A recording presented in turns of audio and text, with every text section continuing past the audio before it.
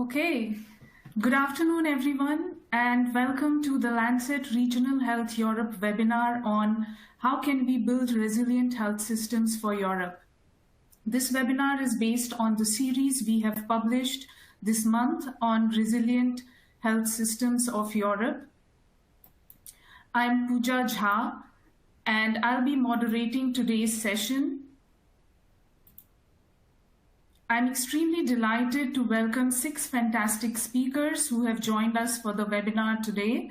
Mark Jitt, Marion Koopmans, Marco Cavalieri, Katrina Perudov, Anna Marusik, and Jan Semenza. Welcome to all the speakers and to all the attendees who have joined us for the webinar. I will introduce the speakers as we go along the presentations. So before we start, I'll just mention some housekeeping points. All the attendees are encouraged to submit their questions. You will see a Q&A box on your screen, and you can type in your questions there. We will take the questions at the end. And if you have a question for a particular speaker, you can also mention their name.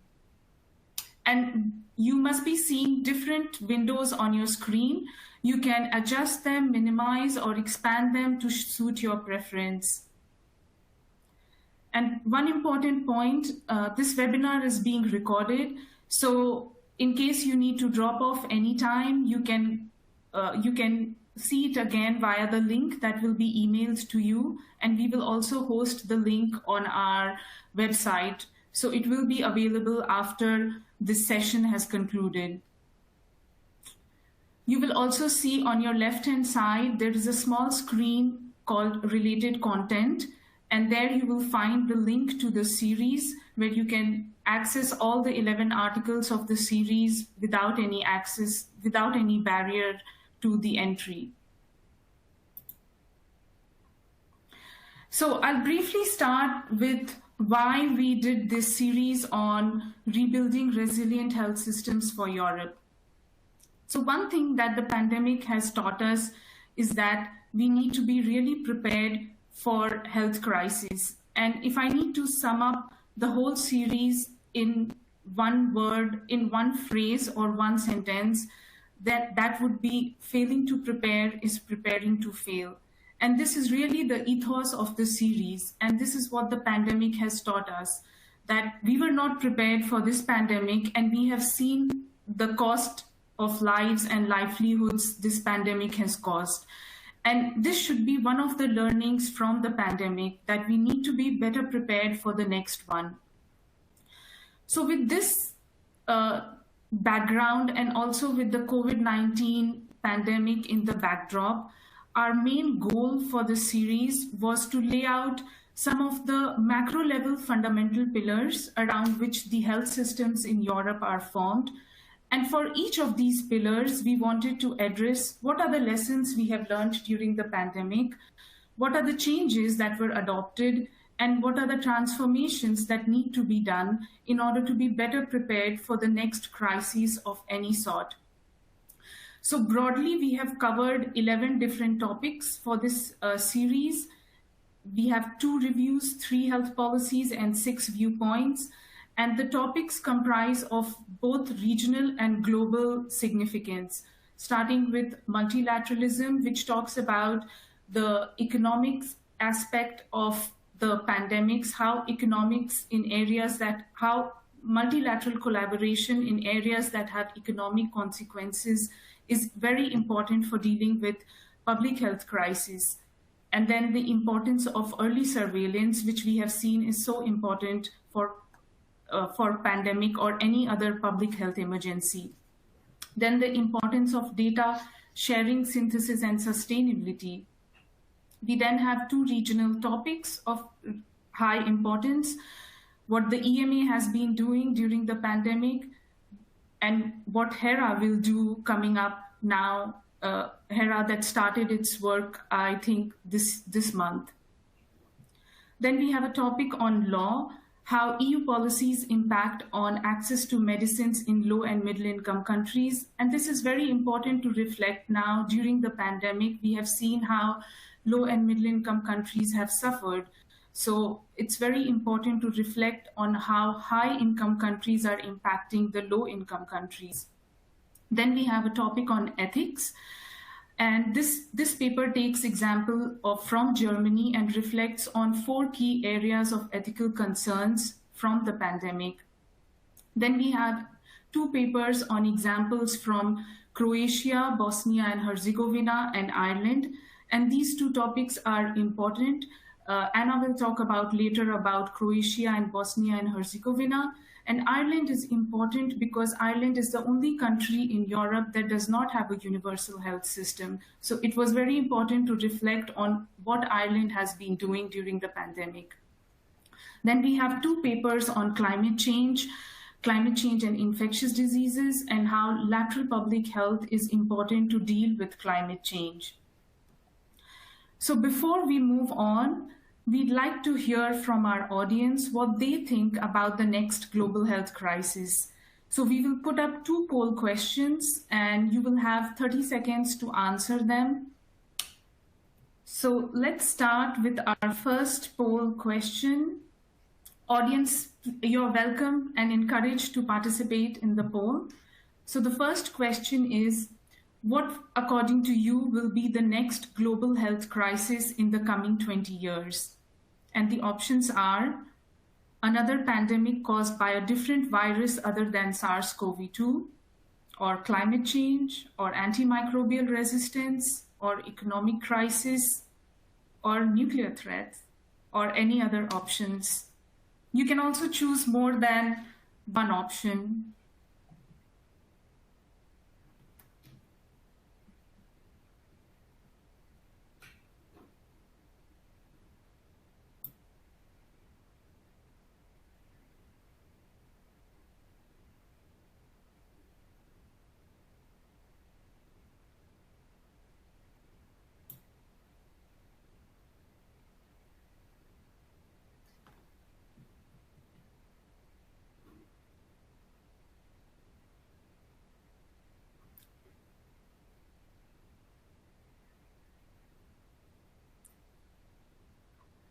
Okay, let's move to the next poll question.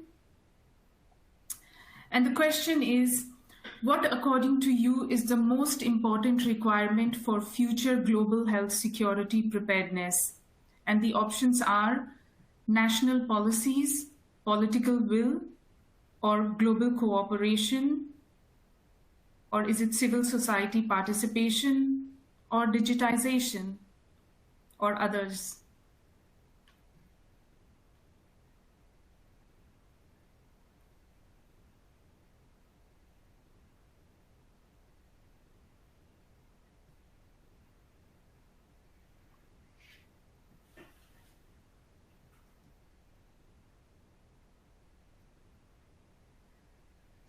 Okay, so let's move on with the agenda for today. So we will have 6 speakers who will talk about 6 different topics that are included in the series, starting with multilateralism, then early surveillance, EMA, impact of EU on low and middle income countries, then examples of Croatia and Bosnia and Herzegovina, and then climate change. So all these speakers will have 6 minutes for their presentation. After all the presentation, we will look at the polls, and then we will open the floor for discussion and for question and answers. So our first speaker is Mark Jitt. Mark is a professor of vaccine epidemiology at the London School of Hygiene and Tropical Medicine. And Mark will talk about how multilateralism in areas of economic importance is crucial for dealing with public health emergencies. Over to Mark. Great. Thank you very much for that introduction. And I'm really delighted to be able to speak about this topic. When we're thinking about resilient health systems, especially in the face of global health emergencies, I think a key question is when we're looking at a regional, across Europe, how do different countries work together, not just in a bilateral way, one country with another, but in a multilateral way across many different countries. And what I'm going to talk about and what we discussed in the accompanying paper is really what's the economic case for multilateral collaboration, and in which areas is this most important economically? What is the case for it? I just want to say that this thinking benefited actually from a multi-country collaboration. So we have really, 5 other people from across 3 countries on 2 continents who contributed to this thinking from their own perspectives and disciplines, all which interact with economics, but they're not all economists. And so the economic case for multilateral collaboration really starts with the idea of externalities. This is a sort of fundamental concept when it comes to, evaluating the best sort of economic policy to use. Externalities are basically the idea that sometimes when you have costs, when someone produces or consumes something, so when goods are produced or consumed, normally what you expect is that the person producing the goods will be able to sell it and get the benefit of the sales. The person consuming it pays the seller and then gets the benefit of consuming that item. But externalities are costs or benefits that are borne by someone other than the person producing or consuming that good. For instance, let's look at, the externalities can even be across countries, and that's what we're interested in. So let me look at some examples. For instance, in a pandemic, let's say country A stops the non-pharmaceutical interventions. They had some restrictions before. Now they lift those restrictions because they're economically costly. Well, there's a negative externality to that. The lifting the restrictions might cause disease incidence to rise in country A, but this might then cause more infected travelers to move from country A to country B, which doesn't get the economic benefits of lifting the restrictions, but gets an increased rate of disease as a result. So that's a negative externality, disbenefit, a bad thing that happens as a result of the sort of non-consumption of these interventions. A positive externality would be if country A decides to vaccinate its population, say, then not only is it protecting itself by consuming vaccines, but it's also protecting people in country B who also don't get infected because there are fewer infected travelers from country A. So when it comes to, really looking at global health emergencies, what we're interested in is looking at the externalities that occur with really public health emergencies of international concern. We've had really, we've had 6 of these since the sort of international health regulations were revised to allow formal declaration of these emergencies. And WHO defines each of them as really events that constitute a public health risk, not just to a single state, but to other states as well, and therefore potentially require a coordinated international response. So when we're trying to see what are the areas that could benefit from multilateral thinking, multilateral collaboration when it comes to these public health emergencies, well, we really identified 3 really important examples. One is in the area of research and knowledge. So for instance, when there is a pandemic, then countries that have some knowledge, like knowledge about the initial genetic sequence of the pathogen, if they've managed to sequence it, knowledge about the epidemiological characteristics, like the first few countries that experience the emerging infection might start to know how fast this spreads, how severe it is, what are the means of transmission and control, and so forth. All this knowledge can benefit other countries who are also going to be infected. They can benefit people who need to produce vaccines or drugs to actually target the pathogen and so forth.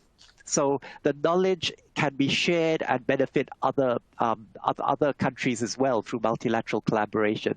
A second area is around vaccination, because vaccination not only affects one country, but also reduces transmission across the world, reduces the emergence of variants as we see with the COVID pandemic.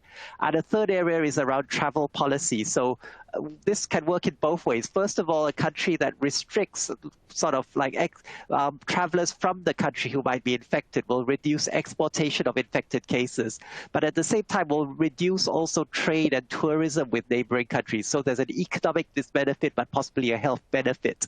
So in all these areas, there can be both positive and negative externalities.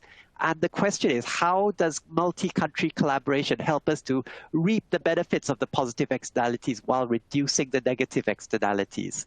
So what we did was really looking at the, multilateral collaboration around COVID, around these three domains, and really put together a scorecard saying how well has the world, and especially how well has Europe done with respect to collaboration in these countries. And I think there are wins and losses. There are, bright points, and there are really shortcomings in the response over the last 2 years. I think the successes have sometimes not even been because of country governments, but sometimes really non-governmental organizations or even individuals taking the initiative. For instance, researchers sharing data, setting up international collaborations, organizations such as CEPI, and then leading to the COVAX initiative to ensure equitable distribution of vaccines. In some cases, governments have been slow to set up the infrastructure for these things. For instance, there has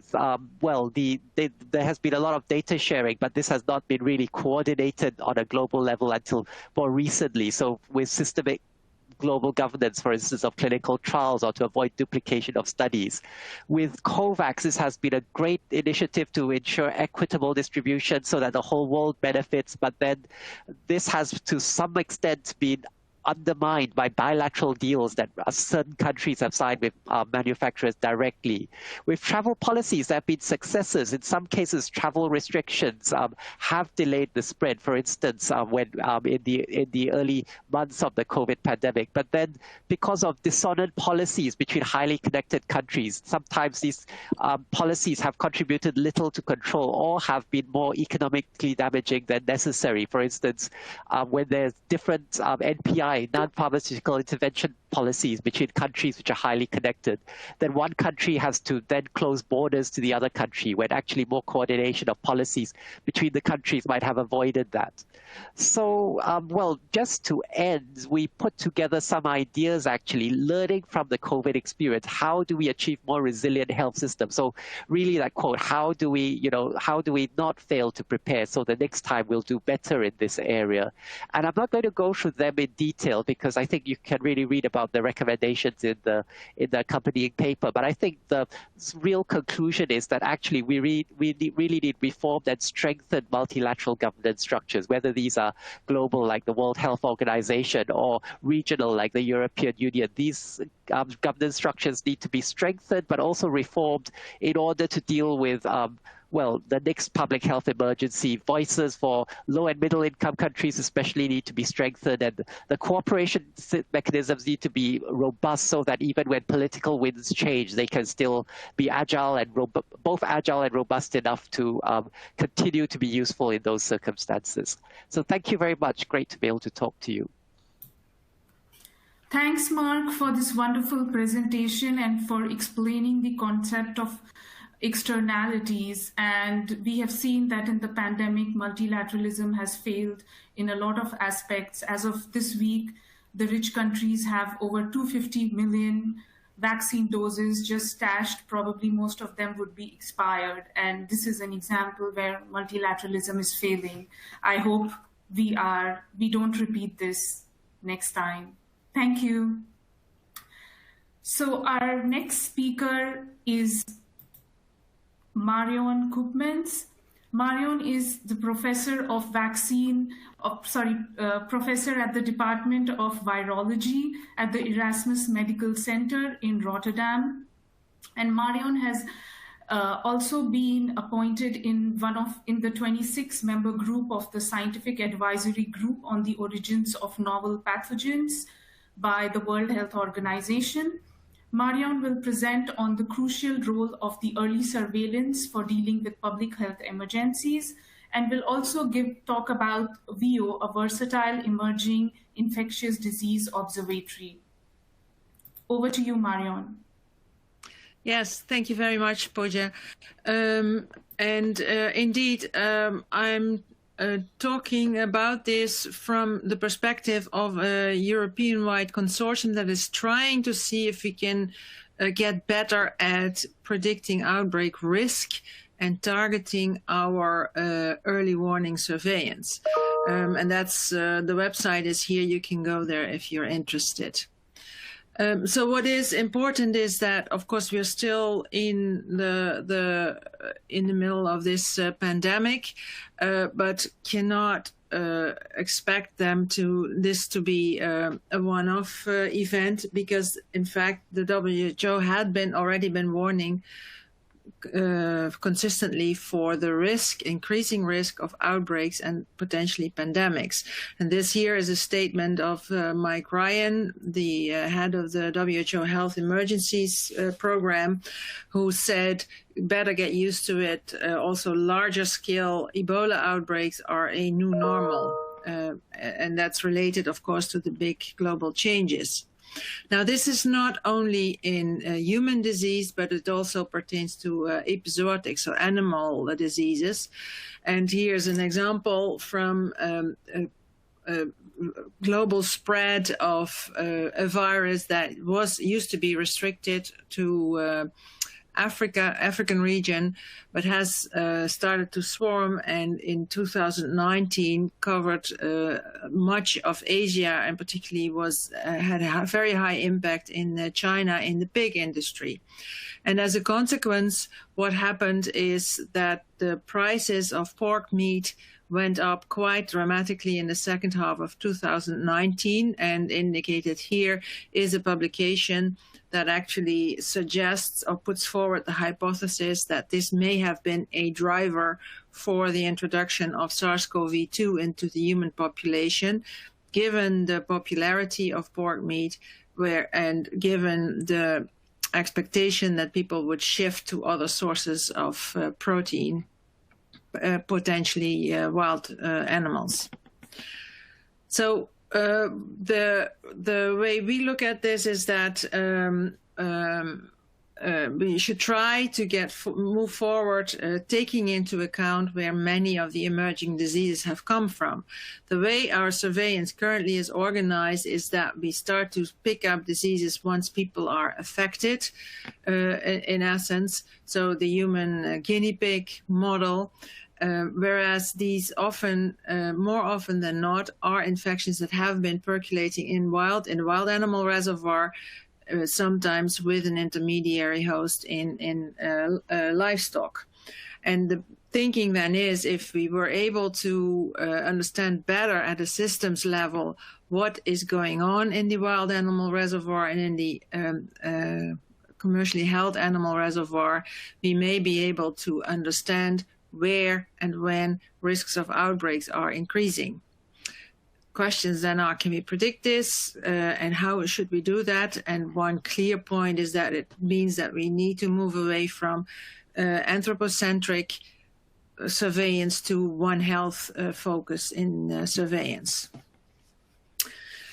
So in our thinking, what we are doing is looking at common disease emergence trajectories, and for those, ask the questions: what are key drivers for emergence and spread of, for instance, a vector-borne disease, a wildlife-borne zoonotic disease, and other scenarios? Which data is already around that could help inform about those drivers?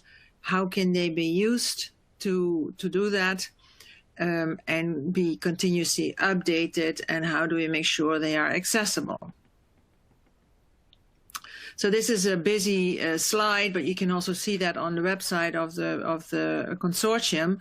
So what we are saying is, instead of just focusing on what is traditional surveillance data, that's the little square here, there's a lot of other information out there that provides information about drivers for disease. For instance, animal densities, movements, farm densities, deforestation statistics, and that's the kind of data that you would want to include in an early warning system. So coupled with the ability to mine data to look for where outbreak risk is increasing, is the ability to then move in with catch-all detection technologies, and that is, of course, a fast evolving field of metagenomics, where now, given the current scaling up of sequencing capacity, this really is becoming reachable, where you can actually go in and sample environmental samples, humans, animals, with the same technology, and characterize the genetic information in samples collected, to then turn around and look for which pathogens, potential pathogens, are in there. So a step towards one integrated surveillance tool is within reach, we think. And that's also because the global highway for data is really there. It's the International Nucleotide Sequence Database Collaboration. It has been in place for over 30 years, and it contains all publicly available data that is submitted, whether people go in through the US side, the European side, or the Asian side, and now China is also discussing linking up with this. So that is a global open data repository that actually can be used to mine for early warning surveillance.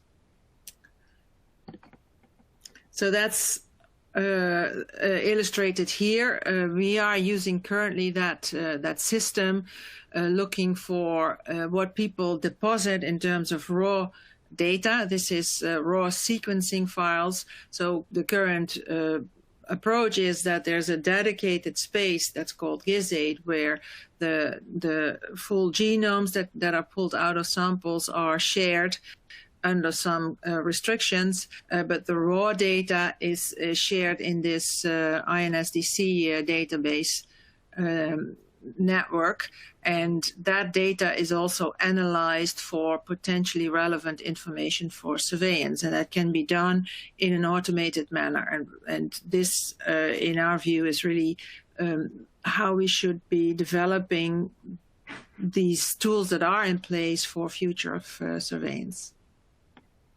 And I think that's my last slide. Yes. Thanks, Marion, for sharing with us what VO and others with your collaborators are doing. And it's really important to now focus on surveillance with all the advanced techniques we have. So we will now move on to our next presentation. Our next speaker is Marco Cavallari. Marco is the head of biological health threats and vaccine strategy at the European Medicines Agency in Amsterdam. And Marion will give us a presentation about what EMA has been doing during the pandemic, the changes they brought about, and the extension of their mandate. Over to you, Marco. Thank you very much, Pooja. So indeed, this is the outline of my slides, so I can move to the next one. And I will start by saying what normally regulators are supposed to do, particularly taking into account the peculiarities of a public health emergency as the one that we're going through right now. So essentially, as you all know, regulators have a role in supporting the development of medical countermeasures, in particular vaccines and therapeutics.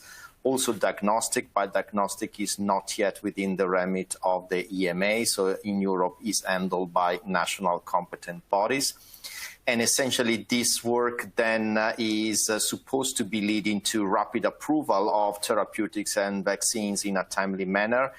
Of course, regulators have a major role in looking after these medicinal products are approved, that they are safe, and looking into monitoring any safety aspect that might be emerging with respect to their use. Sometimes we see also repurposing of medicinal products, as has happened also in the case of this pandemic, which of course with the aim of finding something that is already available that might be very helpful and of benefit for patients in need. Also, the role in monitoring the shortages of medicinal products has become more and more prominent over time, even outside of really pandemic or emergency setting, but even more so, as you can imagine, during an emergency. And communication and transparency are also key roles of the EMA, and we are doing much more work in this respect. lastly, the role in monitoring also the performance of vaccines or therapeutics after approval is an important growing area, so looking into real-world evidence. And the last bullet, which is very important, is how we are supporting as regulators decisions that are taken by public health authorities within the European Union and beyond. So this is what normally will be expected of the role of our regulatory agencies such as the EMA during an emergency. So what actually happened so far in the context of the COVID-19 pandemics? And here you see pretty much in this slide a very brief summary of what has been going on from our side. Starting at the bottom, you see that we established this COVID-19 expert task force, which is following exactly what is stated in our health threat plan, which was already available because we were thinking that epidemics and pandemics were going to occur again and very rapidly. So we wanted to be proactive and really prepared about facing this type of occurrence. So this ETF was put in place even before this pandemic was declared a pandemic by the WHO, so already at the beginning of last year. And immediately we started working with developers, and we've been engaging with more than 200 developers of therapeutics and more than 50 developers of vaccines in order to speed up the development and the potential approval of all these products. So far, we approved 4 vaccines, as you know, and 1 antiviral, and gave also an opinion for dexamethasone in the context of treatment of patients with severe COVID-19. But there are many other products that are undergoing rolling review, which is the tool that we are using in order to speed up the assessment of all the data on these medicines so that we can approve them as soon as possible. And we hope to be able to approve other vaccines and therapeutics pretty soon. Of course, the coordination at European level, as said, has been essential, and there is more work to be done in that regard, but also the international collaboration has been very important, and we have been very effectively interacting with the regulators all over the world throughout the ICMRA, which is the International Coalition of Medicine Regulatory Authorities, which brings in regulatory agencies from all continents, and is an important platform to really have continuous dialogue with regulators from different parts of the world. And of course, we have helped a lot WHO and contributed to all their activities. And clearly, as said, the pharmacovigilance part has been quite an intense one, with an incredible amount of reports based on the passive surveillance throughout our UDRA vigilance system, and the importance of really determining which adverse event might be caused by the vaccine themselves or the medicinal products, and that would require rapid regulatory action, and not forgetting the importance of transparency and outreach, and so talking to the public, engage with them, and communicate as soon as possible. Next slide. Yes, it's me, sorry. So the key areas of learning, which are summarized here, are a little bit along what I already told you, but maybe I could just flag a few ones here. The importance of moving rapidly into clinical trials for promising agents, whether repurposed or new, is extremely important. A continuous dialogue with regulators is crucial. And also, we have seen this fragmentation in clinical research, which has not been very helpful, and many small trials repeating the same type of study or investigating the same products and not being able to come to any conclusion.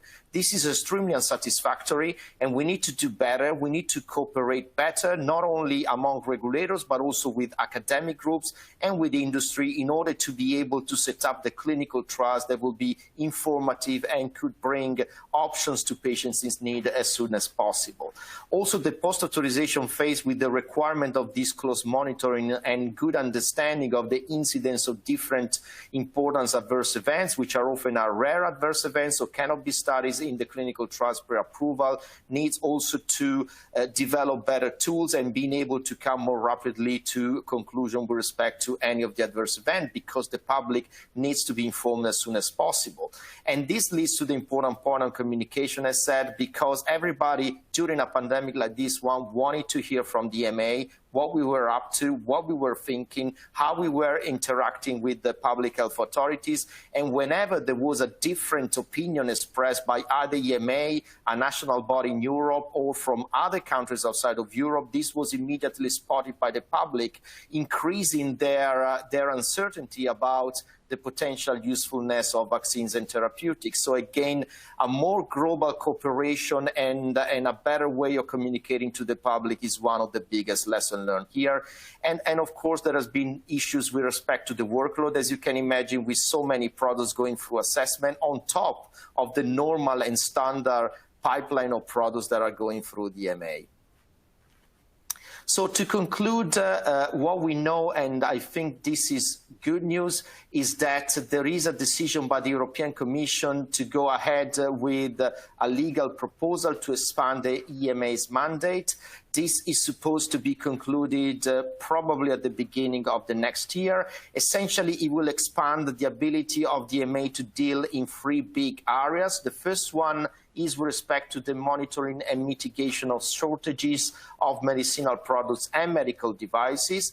The second one is strengthening the role of this expert task force in terms of providing advice on clinical trials, so behind what normally EMA is doing, in order to make sure that the right clinical trials are conducted as rapidly as possible, and fostering decision by the EMA behind the specific procedures. As we've seen, like the case of hydroxychloroquine, we ended up having to give an opinion even if nobody was coming for an approval here, because it was so important from a public perspective to communicate on this.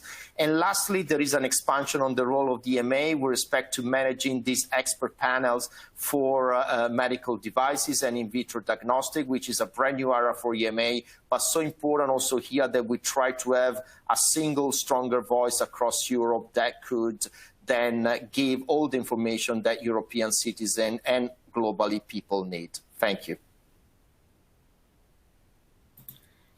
Thanks, Marco, for giving us the synopsis on EMA and what they have been doing. And clearly, pandemic has tested the resilience of EMA, and the extension of their mandate is a very welcome step in the right direction. Thank you.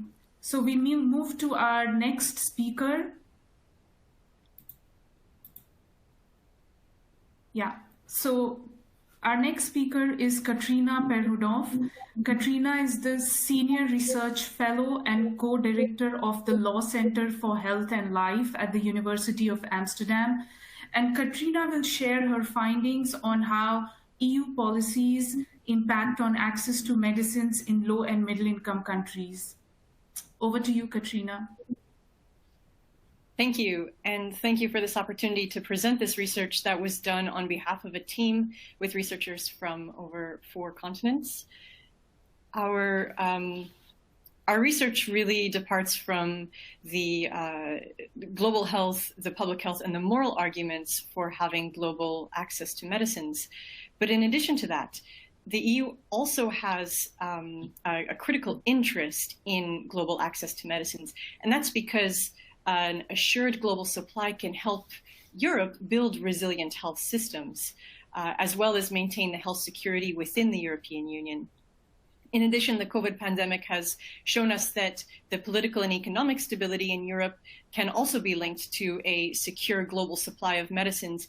If you think, for example, about the different opinions of European member states about the TRIPS vaccine waiver proposal. And ultimately, a global supply of medicines can help protecting fundamental rights, such as freedom of movement within Europe, but also help Europe to act in line with its values, such as solidarity.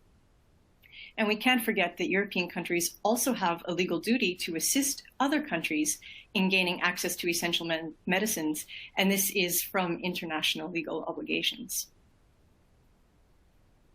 So this is a scoping review I'm presenting of the sort of global side effects, if you will, of the EU's medicines policy. And in this review of the evidence, we found essentially 3 pathways through which Europe is impacting on access around the world. Now, the first pathway comes from explicit trade, economic, and partnership agreements between the European Union and low and middle income countries. Now, this pathway might be expected because we've seen this for many years, and that is one of the intentions of these sorts of agreements, which also include enlargement agreements, and that is when a country joins the European Union. Now, the second pathway is somewhat more surprising, and it concerns when the European Union is actually making laws and policies to regulate its own internal medicine supply, and those decisions have impacts beyond the European Union's borders. One example is of clinical trial standards, which are set within Europe, and which clinical researchers will apply in low and middle income countries when they're studying a medicine that would be then later marketed in Europe. Another example of this pathway is when regulators in low and middle income countries voluntarily rely on or adapt the European Union's decisions to market certain medicines. The third pathway concerns soft forms of EU influence. And this is, for example, the technical assistance that the European Union provides through the EMA's Medicines for All or Article 58 procedure, but as well the European Union's capacity to mobilize resources, so bring different players together around the table and also generate funding, for example, to develop new medicines that are needed or could benefit people in low and middle income countries. What this systematic review found was that there's actually few robust studies on the global impact of the EU's influence. And it found a sort of scattering of different examples of these impacts. And just to name a few, they are, for example, when the European Union invests in research and development, leading to new candidate products, medical products for low and middle income countries, such as a candidate TB vaccine. Another example is the EU's trade agreements with low and middle income countries that have shown to decrease the availability of generics and lead to increases in medicine spending in some of those countries. And another example is by relying on the EU's market authorization decisions, low and middle income countries may get faster access to new medicines, but those decisions will be less autonomous in when they're taken in their own countries. So there are several key action points we identified. One is to develop principles for the global equitable access to medicines that could guide the EU's policy, both external policies, but also the EU's internal pharmaceutical policy. And this is particularly important as the EU is expanding its, the reach of its pharmaceutical policy after COVID-19. A second action point is to design and test new methods to assess the impacts of the EU's action in these areas. And this can help the EU better consider the potential and the actual impacts it's having on pharmaceuticals globally. And then finally, to investigate these impacts, to understand how they can be compared between one another, monitored over time, and ultimately optimized for a secure supply of pharmaceuticals, both within Europe, but also globally. Thank you very much. I look forward to the discussion. Thanks, Katrina, for explaining the findings of your study. And indeed, it is very important to understand how EU is impacting on other countries, and a lot of work needs to be done. Thanks. So our next speaker is Anna Marusik. Anna is the professor of anatomy and chair at the Department of Research in Biomedicine and Health at the University of Split School of Medicine in Croatia. And Anna will give a presentation on the anti-fragility of healthcare systems in Croatia and Bosnia and Herzegovina. Over to you, Anna. Thank you very much. It's a pleasure to speak to you today and learning about these really important and exciting research. I'm going to talk from a perspective of two small countries, and first I want to acknowledge my colleagues. Oops, I have to go back.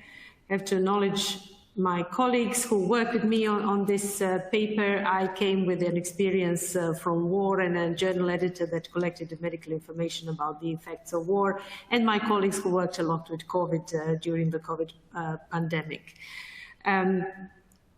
We talk about resilience, but we should be aware of the other characteristics of health systems in disasters, and I just wanted to remind you that systems can be very fragile. When they reach a point of breaking, they break and never recover. They can be robust, they can reach a certain level of the strength and remain on that as for some time and then fail. You have systems that are resilient, and this is what we talk about, where when they reach a stressful point, then they can continue improving until a certain point and then get destroyed. And finally, they can be anti-fragile. And it's, literature says that health care as a complex system can be considered as an anti-fragile system, as a system that has the ability to change, to adapt, to anticipate for unknown and volatile scenarios. And actually, when we look at what are the ultimate stressors, war and pandemics are the ultimate stressors. So I'm going to present briefly the experience of the two health systems in war in former Yugoslavia, which all started from a very controlled health systems that was the same in Croatia and Bosnia and Herzegovina, and how the war as an important man-made stressor affected us, and then later how the experiences for war from these wars were important in how we reacted to the pandemic. So in Croatia, the response of a health care system was at a level of national emergency. We didn't have any military experience in military medicine, so there was a massive mobilization of healthcare workers, organization of special war hospitals with civilian health staff, and on top of the destruction, and I'm illustrating here with the cover page from the journal that I edited at that time, Croatian Medical Journal, where you see the destruction of the Vukovar, which was under siege for months and finally fell, and how the hospital was targeted, although it was a civilian place. And also at some point, Croatia had to care for displaced persons, both from Croatia and also the refugees from Bosnia and Herzegovina, and at some point cared for almost a quarter of its extra population in Croatia. When we look what happened in Bosnia and Herzegovina came very unprepared for the war, although it started from the same system as in Croatia and former Yugoslavia. There were hospitals under siege in Sarajevo, for example. There was massive destruction, and there were atrocities that were beyond any imaginable level, such in Srebrenica. I'm showing here the illustration of the fields where the victims from the Srebrenica genocide have been identified and buried. And also the problem for health system in Bosnia and Herzegovina was the lack of doctors, because they were wounded, killed or emigrated, and this is what Bosnia and Herzegovina also suffers today. When we look at what happened then after war, they did both come as hardened. They were war-hardened, experienced health systems. They did survive, although everything worked against them because the atrocities and the destruction was horrible in a man-made disaster. And they continued to function in a completely different socioeconomic system. So we moved from controlled healthcare to economic healthcare. And we argue that they were anti-fragile during the war, because they show that they can survive and they can improve. And they have now gone in different ways. Croatia still has a universal health coverage in a single national system. And I think Bosnia and Herzegovina is one of the rare countries that has the most unique healthcare system, where it actually has 3 separate healthcare systems that make decisions on their own within Bosnia and Herzegovina, which actually influence how the response to the COVID pandemic. When we look at what happened with the pandemic, so now 20 or 25 years later, we had another disaster that hit us. And when we look at Croatia, Croatia had a very similar response to pandemic as it had to the war a long time ago. It was a national emergency. There was mobilization of healthcare workers. There were special COVID-19 hospitals. Although we have relatively soft lockdown measures, we didn't fare that well. And what is interesting in our case, that we had 2 earthquakes at the same time, at the 2 peaks of in the second peak of the COVID pandemic, we had 2 earthquakes, which then really impacted the reaction to COVID, but they didn't cause much problems because we were prepared for that emergency, what they call double whammy. We had triple whammy disaster, and this is an illustration for our major national infectious disease hospitals where they had to evacuate COVID patients because of the earthquake. In Bosnia and Herzegovina, again, it reacted to the COVID pandemic unprepared. At the national level, there was very poor organization, but because of this discrete or granular organization of healthcare, Bosnia and Herzegovina had a good response in some smaller parts, small enclaves, although in the end they paid a huge price. And what was really very important that these ability to connect quickly with professionals abroad through online networking was very important for Bosnia and Herzegovina to learn about new things. And I'm illustrating this with this picture from my colleague. These guys that came in an ambulance to collect a COVID patient and bring it to hospitals were called Teletubbies because they all had these different protective suits.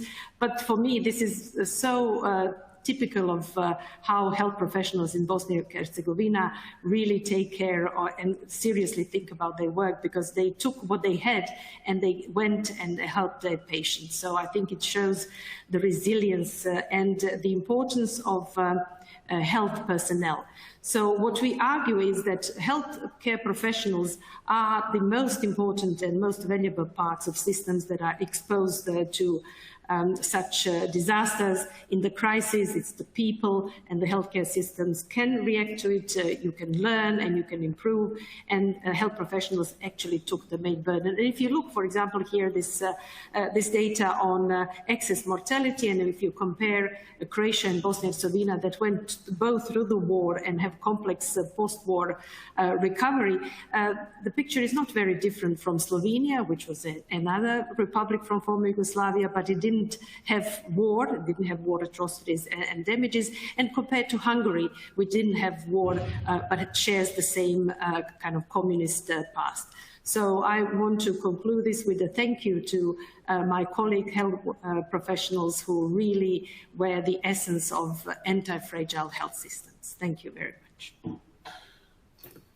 Thanks, Anna, for this wonderful presentation and for stressing the importance of anti-fragility of healthcare systems. Probably we have to move from resilience to anti-fragility in the coming years. Thanks. So our next and last speaker is Jan Semenza. Jan is Research Associate at the Heidelberg Institute of Global Health at the University of Heidelberg. And Jan has also worked at CDC in US and ECDC in Stockholm. And Jan will present on climate change and infectious diseases projections in Europe, and also the concept of lateral public health to tackle climate change. Over to you, Jan. Thank you, Pooja, and thanks for putting together this fantastic panel on this very important topic. So thanks for organizing all that. So I've been asked to cover 2 papers here, one of them on infectious diseases and climate change, the other one on lateral public health. And it's a big task because there are huge topics, both of them. But let me try to frame the first paper that Shlomit Paz at Haifa University in Israel and I wrote on the impact of climate change on infectious diseases. So we looked at vector-borne diseases, foodborne diseases, and waterborne diseases. But the important thing is that you need to think how you can potentially intervene and adapt to these potential impacts that are coming down the pipelines. And so the way that we frame this particular paper is that we looked at from the lens of climate hazards. At the very bottom right corner here, you can see temperature increases, rain, extreme rain events, or extreme heat. But as part of hazard, we also consider the vectors, the pathogens, and the hosts that are considered the hazard when it comes to infectious disease impacts. We then also look at exposures, population mobility, if people live in a in a transportation corridor, or we look at land use, the geography, like urban heat islands, and biodiversity as a potential threat from infectious diseases to human health. And then, of course, the vulnerability, the social inequality, which is a big factor in public health, the lack of social capital, or the lack of safeguards like air conditioning, screens, window screens, door screens, and flood barriers. And then, of course, another part of vulnerability are the demographic factors, the age and sex determinants, and then, of course, pre-existing medical conditions. So this is the way we framed the paper. And let me try to tease out how we can potentially go about this to develop systems that are more resilient to these type of climate impacts. And let me just show you a few examples of what we were thinking of here in this paper. So here's a paper that Joachim Brocklöv and colleagues wrote, where we were trying to analyze these different aspects of mobility. For example, we looked at a chikungunya outbreak that happened in 2017 in Italy. So chikungunya is a tropical disease that has emerged in Europe a couple of times, and the most recent time here was a big outbreak in France and Italy in 2017, where people that were infected with chikungunya arrived in Europe in a viremic state, where this virus was picked up by the local mosquitoes. You can see the mosquito distribution on the bottom left corner illustrated in yellow, where the Asian tiger mosquito is currently present in the Mediterranean area. And sure enough, that area corresponds to the outbreak in the Var district in France, in Rome, in Italy, with a big importation risk based on passenger volume coming from endemic areas of chikungunya. Then the next thing is we looked at the climatic suitability for onwards transmission. We used vectorial capacity for the Asian tiger mosquito to transmit chikungunya, and we saw July and August to be high-risk months of transmission. And so the next step was to look at the local ground transportation. And here we used a very sophisticated way to use Twitter data, where an individual tweets in the epicenter of the epidemic, and then tweets again maybe a week later or so away from that epidemic center, until we can draw these vectors out of these epidemic centers and connect the epicenter of the epidemic with other areas in Europe. And I don't know if you can see this here on the slide, but in the top left corner, we were able to connect these epidemic centers with these Twitter feeds using ground transportation as means of transportation of these type of outbreaks. So this is a way that we can analyze the potential spread of these diseases on the ground. Then Shlomit and I will then present some projection data of what that means for the future if we are dealing with these type of risks. So here we're looking at chikungunya risk in the coming decades, and we saw that areas around the Rhine and Rhone Rhone areas were at increased risk for transmission, but we also saw a decrease or a contraction of the transmission risk along the Adriatic coast in Italy. So these are the type of methods that we were planning to use to frame the discussion along those lines of exposure, vulnerability, and hazard. So for example, for the hazard, we need to accelerate our vaccine development, as Marco elaborated on very nicely earlier.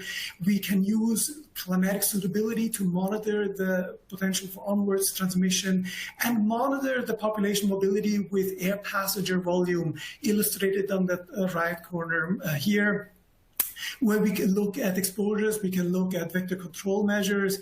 We need to avoid exposure to wildlife and floodwaters. And then, of course, how do we address vulnerabilities? How do we reduce social inequalities and advance social capital? And how can we provide safeguards from these potential impacts? And so this is how we analyzed the situation for climate change in the paper, and we lay out a way how we can potentially reduce reduce the impact by accelerating vaccine development and then monitoring importation risk with these early warning systems, map out the climatic suitability with the vectorial capacity, for example, and then intervene appropriately with elimination of breeding grounds, seasonal surveillance for these tropical diseases, exposure control measure, vector control measures, and then initiate the public health steps like detection, verification, notification in order to initiate those interventions, in order to reduce the epidemiologic curve with these adaptation measures. So this is a way that we can improve the resilience of health systems in Europe when it comes to climate change. But guess what? We were hit by a new public health emergency, the COVID pandemic. And the interesting thing about COVID-19 is that if you analyze it along the same cogs of this wheel, the hazard, vulnerability, and exposure, you can see that COVID-19 also has similar type of hazard characteristics when it comes to population mobility. Obviously here the hazard is the variants of concern for SARS-CoV-2, but then you can also look at the vulnerability patterns of those individuals at risk. And again, those are similar types of characteristics that are at risk for climate change, so demographic vulnerabilities and socially marginalized individuals. And then the exposure patterns are similar. So we need to come up with a way how to address these potential health security threats, because we will be hit by a number of these potential impacts in the future. And the argument in this paper here is that we need to enhance lateral public health. We need to put engaged communities at the center of public health as opposed to vertical public health programs that can be effective of eliminated one disease at a time. But these contextual issues that we're dealing with today, they need to take a different type of approach and have a dendritic approach to these type of problems by reaching out to the communities, try to enhance social networks within communities to create bonding social capital within communities, which is the ability for communities to solve these impending problems, and then connect these communities with people in power, create bridging social capital, basically connect them with communities, with parties unequal in power, and then basically try to engage these communities in the decision-making process for preparedness and response, and then address these problems from climate change by addressing the hazards, exposure, and vulnerability that I mentioned earlier.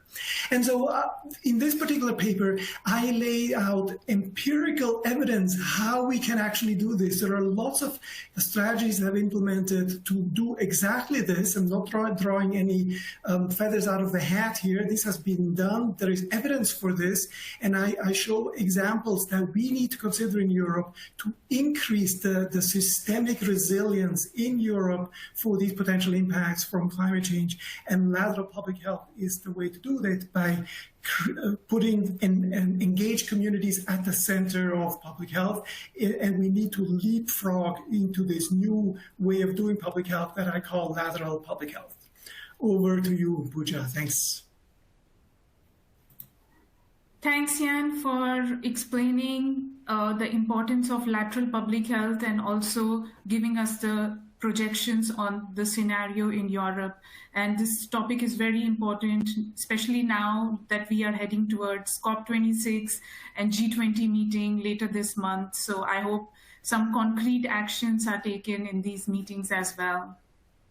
So thank you to all the presenters for presenting your topics. We will now move to look at the poll questions.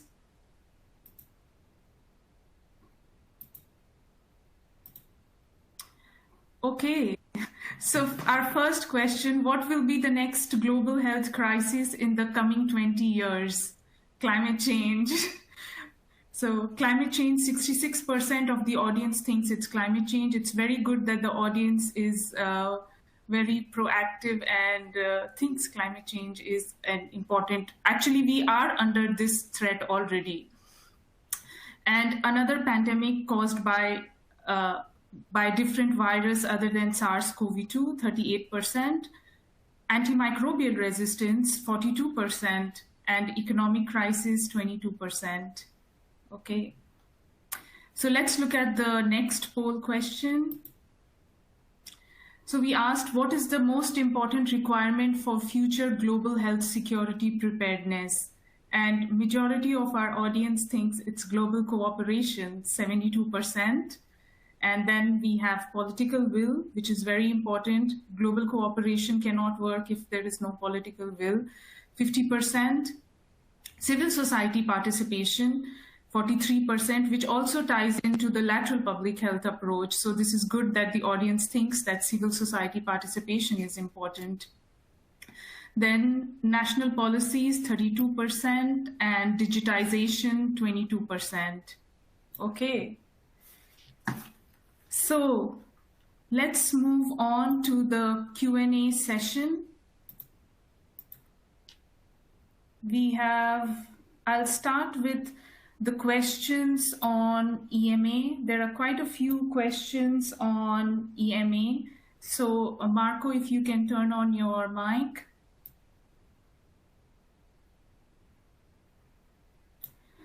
So there is a question from John. Will the speedier approval of new vaccines and therapeutics during the pandemic be a permanent feature in the future? Right. So, well, of course, as you can imagine, this rapid approval of vaccines and therapeutics and the concept of rolling review that is working so well means an immense amount of work from the European regulatory network. So clearly something that at this stage is difficult to see as sustainable. But of course, we might take the lesson learned here to see in which instances maybe could still be applied as a principle at the very least, and how we can adapt the European regulatory network system in order to do better and to be more flexible and to deliver, rapid decisions from a regulatory perspective whenever is needed based on the unmet medical need. Thanks. So we have one question, which is actually any of the speakers can take up this question. While this webinar is based on the Lancet series of the papers focusing in Europe, I'm interested in knowing how the lessons learned from Europe can be adapted to regions in other regions of the world. Does anyone want to take up this question? I can pitch in real quick. Just from a lateral public health perspective, so in the paper on lateral public health, I do mention a lot of international examples and a lot of great lessons that can be learned for Europe internationally. So a lot of this community engagement and outreach and how to use an early warning system with the community, because the early warning system per se does not work if the community does engage. If you have a great early warning system for flood risk and nobody pays attention, it doesn't work. And so I bring a lot of international examples, how they have worked abroad and how we in Europe can learn from those international examples. So I would like to turn it around, and actually we are learning from the world, and we in Europe need to get ahead at the curve and put the community at the center of the response. Yeah, maybe I can add, so from a One Health perspective, I think a similar attitude applies, because there are really great examples from the African region, for instance, and from Asia on how that actually can be operationalized. So there are good examples, and the shift in thinking that in addition to engaging the communities, but also looking at human health as part of an ecosystem approach, that I think is applicable globally and would actually maybe allow us even to be to economize a bit on the surveillance, because it would help you say, okay, where do you target your enhanced testing for? Two regions, of course, where the risk of emergence is highest. And ideally, that would be in global collaboration. And if I can ask another related question. So do you think as we are emerging from the if I can call we are emerging from the pandemic, will the focus on health take a backseat? Do you fear that this will happen? Well, If I can start, yes, I feel that will happen. I see a lot of effort now being put into, tools for this pandemic, like vaccines, like drugs, and there's a lot of investment there. But this whole more systems approach is more difficult to get across. There's no dedicated funding schemes. There's no big push for strengthening health systems, because it also really requires that we do step back a little bit and rethink how we have organized things currently. I think it's really important that gets put on agendas, on political agendas. Yeah. So if I can bring in Mark here to follow up on this. Mark, we have seen that multilateralism has really failed in a lot of areas, especially with vaccine distribution. What do you think is really missing and what needs to be done? What should we do so that multilateralism is really on the center stage and it's not only discussed in the meetings and pledges are taken, but actions are taken on the ground? What is one thing do you think needs to be done?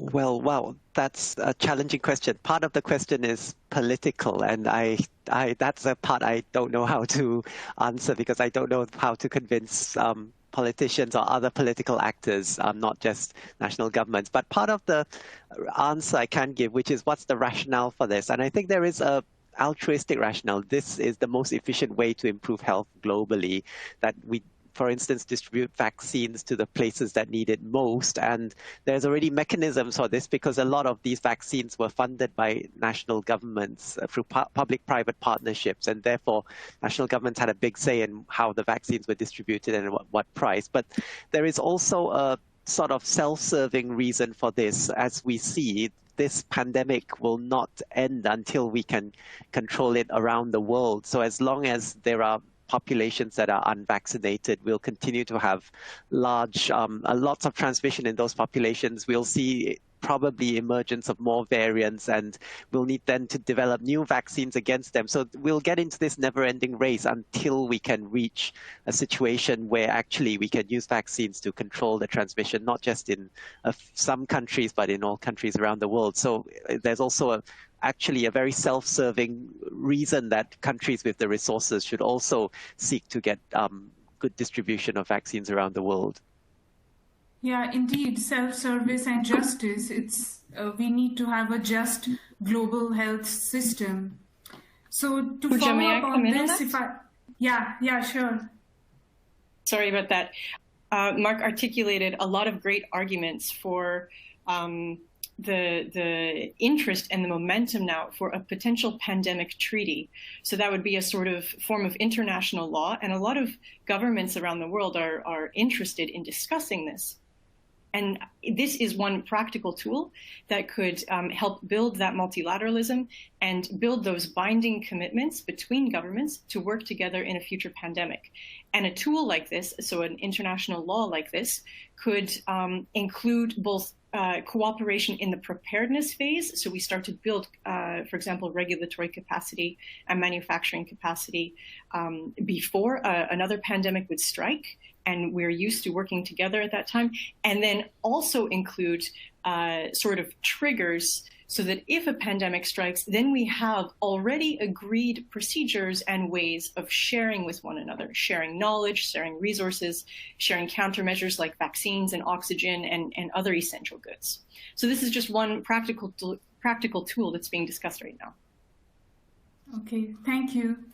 So we don't have much time. One last question for Anna. So Anna, what do you think is the main difference, the differentiator between a resilient health system and an anti-fragile health system? Well, it's difficult because there are not many studies in health systems. You know, this comes from economy, and I think it would be interesting to see. And I saw one question, you know, how we study these different building blocks of health systems so that they are resilient and how they contribute to anti-resilience. I think that Anti-resilience comes from being able to survive, and I have presented 2 examples where you have seen survival of a health system in such dire conditions that could break them completely, but they learned and moved forward and developed. And of course, all systems have problems. You know, I often, when I talk about this, I use we have a folk saying that says that a good horse has many faults, but a bad horse has only one fault, that is bad. And, you know, all systems have failures, but when you look at the totality of it, they seem to be coping well, regardless of how it seems that at a certain point they cope and they continue and they get better after such a stress that can be really huge. Thank you. So now we are almost actually at the end of our session. So I'd like to thank all the speakers once again. It was an absolute joy to have you discuss this important topic on this platform. And I hope all the audience also enjoyed as much as I did. And I'd like to point to the series again to all the audience. We had 40 authors who have contributed to the 11 papers. So it was a great work by all the authors. Thanks to all the authors who contributed to the series, to all the speakers, and to all the audience. Thank you, and have a nice rest of the day. Thank you so much.